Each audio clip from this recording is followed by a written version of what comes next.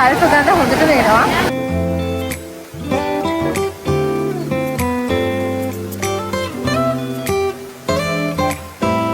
ඒක ලස්සන හරියටම බලන්න බෑ. මිනිස්සු ඉන්නේ වැඩිපුර.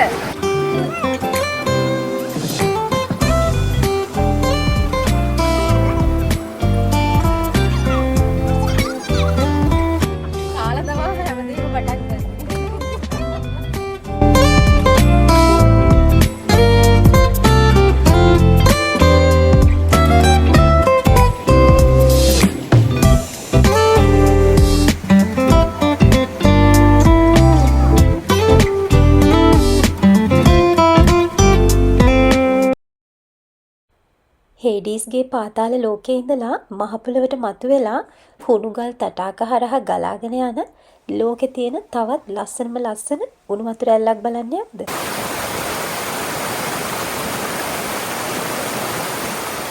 මේ දියඇල්ල තියෙන්නේ ඉතාලියේ ටොස්කානවල දකුණු පැත්තට වෙන්න තියෙන සතූර්නියා කියන ගමේ.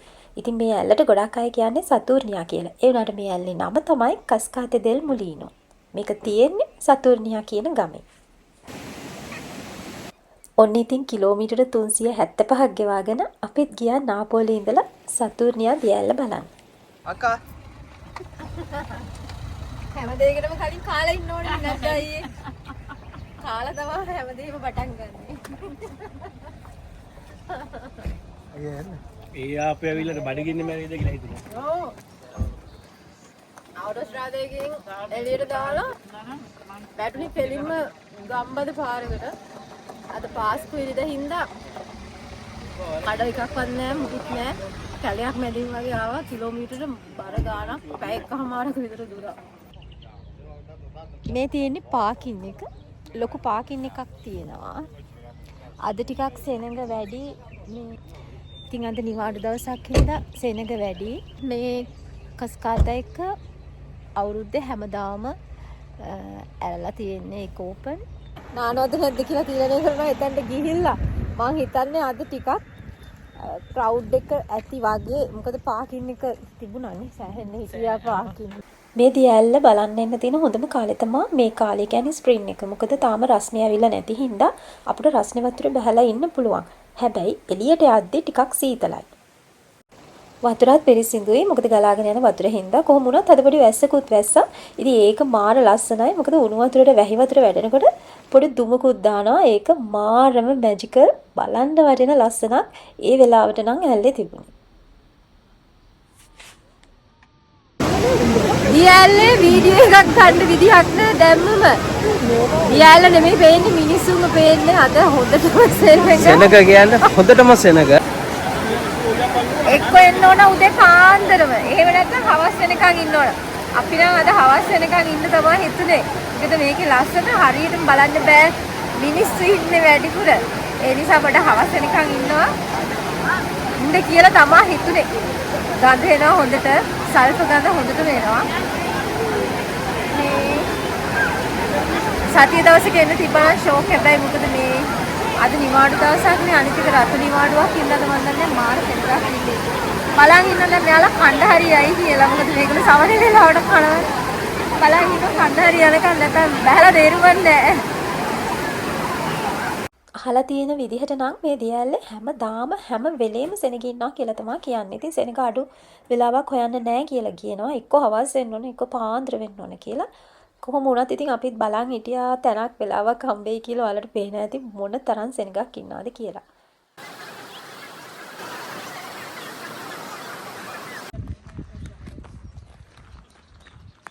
වයින් ෂොප් එකටද යන්නේ? වයින් ෂොප් නාන එක කෙසේ වෙතත් නේ වයින් එකක් හොයාගෙන යනවා මුලින්ම. නාන එක පැත්තකට දානවා. අපිට නාගන්න ඉඩක් නැහැනේ. මාරවල් නිස්කලංක පැත්ත. වයින් ෂොප් එකක් තියෙනවා කියලා තියෙනවා. මේ පැත්තේ කොහොමද වයින් රසයි වයින් හොඳයිනේ. අපි යනවා මුලින්ම දැන් නාන්න කලින් මේ මුළු වටේම කැරකිලා තමයි ඊට පස්සේ නාන්නේ. මොකද හවස් වෙනකන් ඉන්න තමයි බලාපොරොත්තු වෙන්නේ. මේ නාන දැන් ඉඩක් නැති හින්දා මේ පැත්ත නම් මාරම ට්‍රංකුයි.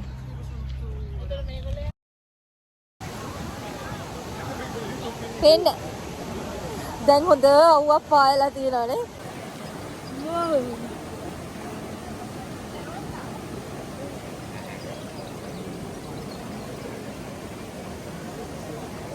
යටට යන්න පුළුවන්.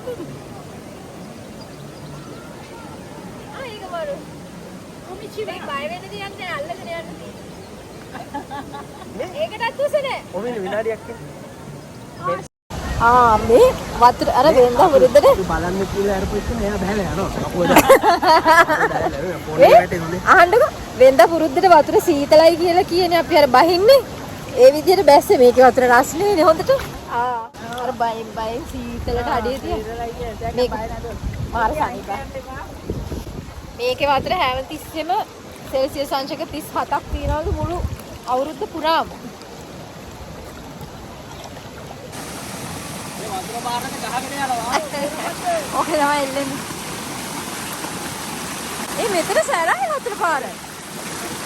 මඩොන්න.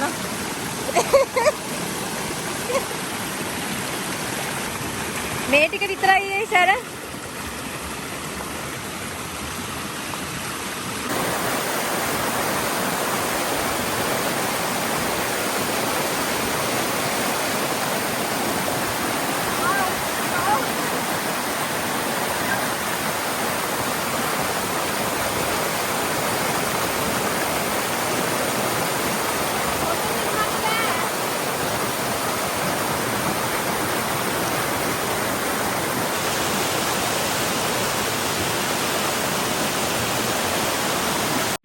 පොළව යට තියෙන ගිනි කඳු හරහා තමා මේ වතුර ගලාගෙන එන්නේ. ඉතින් ඒ නිසා මේවායේ සල්ෆර්, කාබන් සහ කැල්සියම් කියන ඛනිජ ලවණ අඩංගු වෙලා තියෙනවා. ඉතින් ඒ කාලේ රෝමන් වරු විශ්වාස කරලා තියෙනවා මේවායේ සුව කිරීමේ ගුණයක් තියෙනවා කියලා. ගොඩක් අය මෙතන මඩ ගා ගන්නවා. ඒ කියන්නේ මඩ හැමට හොඳයි කියලා කියනවා. මේ ඔයාලට පේන්නේ මේ ඇල්ලට උඩ තියෙන කොටස.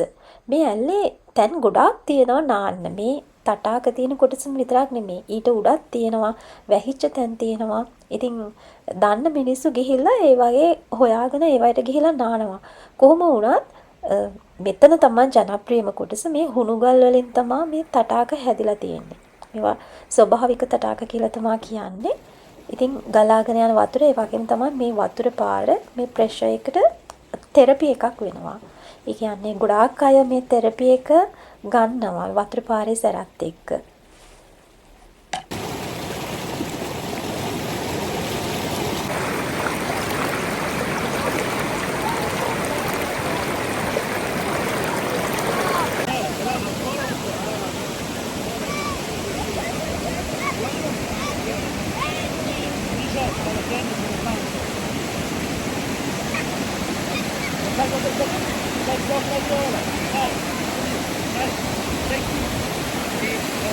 ඔය ඇතින් පේන්නේ පාරට ඇල්ල පේන විදිහ. හරි ලස්සනයි. ඒ වගේම හරි පොඩි එක. කොහොම වුණත් ටොස්කානා කියලා කියන්නේ මාරම වෙනස්ම විදිහේ භූවිෂමතාවයක් තියෙන පළාතක්. හරිම ආස හිතෙනවා විශේෂයෙන් මේ කාලේ මේ වසන්ත කාලය කියන්නේ ටොස්කානා පුදුම ලස්සනකට පේන කාලයක්. වගේම තමයි යන පාර අපි මේ ගමන ආපු පාර මාර ලස්සනයි. ඒක කැලෑ පාරක්. කැලෑ පාරක් වුණාට දෙපැත්ත මල් වලින් පිරීලා පුදුමම ලස්සන පාරක්. හැබැයි ගෙවල්වත් කඩ ඒවා මේවා මොනවත් නැහැ. ඒ නිසා ඔයාලා එනවා නම් අනිවාර්යෙන් කන්න බොන්න දේවල් අරගෙන එන්න.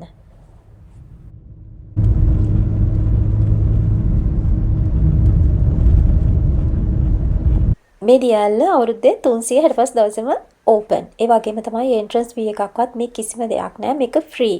ඒ වගේ තමයි මතක් කරලා ආලා එනවා නම් සීත කාලෙක වගේ එනවා නම් අනිවාර්යෙන් කපතොයි එකක් අරගෙන එන්න. මොකද දැන් මේ වීඩියෝ එක එඩිට් කරද්දී මමත් ලෙඩ වෙලා ඉන්නේ. ටවල් එක විතරයි ගෙනිච්චේ. ඒ නිසා අර උණු වතුර බැහැලා එළියට එනකොට එළිය සීතල හින්දා.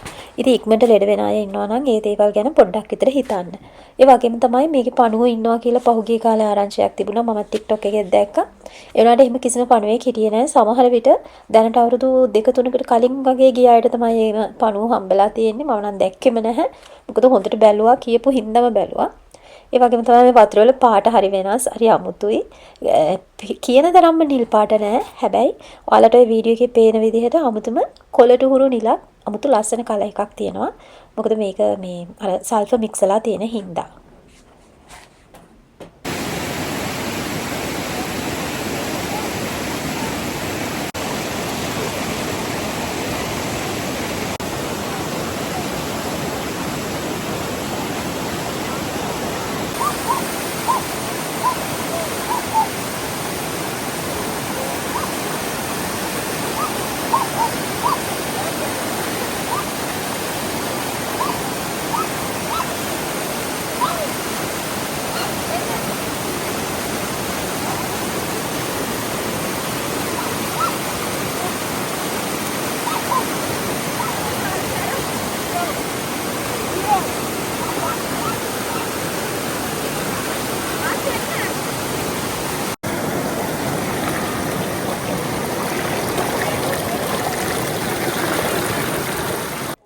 පාකින් එකයි ඇල්ලයි අතර තියෙන හරි පොඩි තුරක් විනාඩි 5ක වගේ. ඒ අතර තියෙනවා මේ පොඩි රෙස්ටුරන්ට් එක. ඔයාලට කන්න බොන්න මොන හරි වයින් එකක් හරි මොන හරි කන දෙයක් හරි එහෙම ගන්න පුළුවන්. ඉතින් මතක් කරලා වීඩියෝ එක හොඳයි නම් වීඩියෝ එකට ලයික් එකක් දාන්න. ඒ වගේම තමයි channel එක subscribe කරලා නැත්නම් travel D channel එක අදම subscribe කරන්න කියලා ඔයාලගෙන් ආදරයෙන් ඉල්ලනවා. එහෙනම් අපි ආයි දවසක ලස්සන මේ වගේ තැනකදී හම්බ වෙමු.